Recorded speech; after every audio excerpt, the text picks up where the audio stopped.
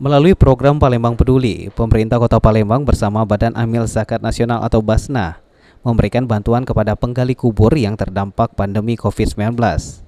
Bantuan berupa uang santunan dan paket sembako tersebut diserahkan langsung secara simbolis oleh Sekretaris Daerah Kota Palembang Ratu Dewa di ruang Media Center Sekda Kota Palembang pada Kamis pagi.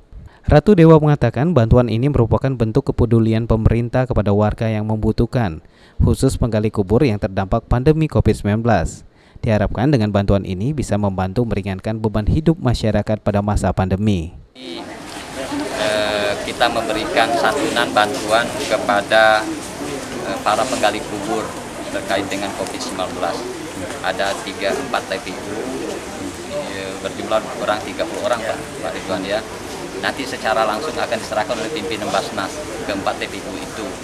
Tentunya apa saja santunan itu berupa ada 7 bahan pokok bermacam-macam jenisnya, dan ada juga uang Pak ya, ada uang bantuan walaupun ala kadarnya, tetapi yang penting rasa kepedulian dari kita dari Basnas Kota Palembang terhadap tentunya mereka sangat membutuhkan.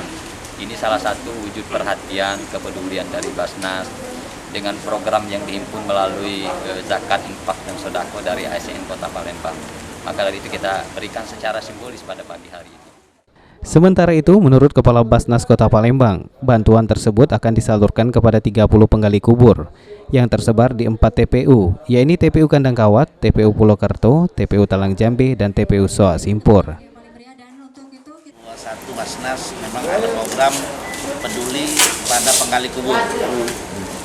Jumlahnya 30, itu ada 4 lokasi. Yang pertama di Kandang Kawat, yang tadi kita panggil secara simbolis orang 6. Terus di Pulau Kerto, lebih kurang ada 14 orang. Di TPU ini apa tuh? Di Talang Jambi, sama satu lagi di Soa Simpur. Pak, itu sudah termasuk penggali kubur COVID belum, Pak? Iya, termasuk penggali kubur COVID itu yang di Pulau Kerto, ya. Ya, ada lebih kurang 14 orang di sana. Abidin Riwanto, PAL TV.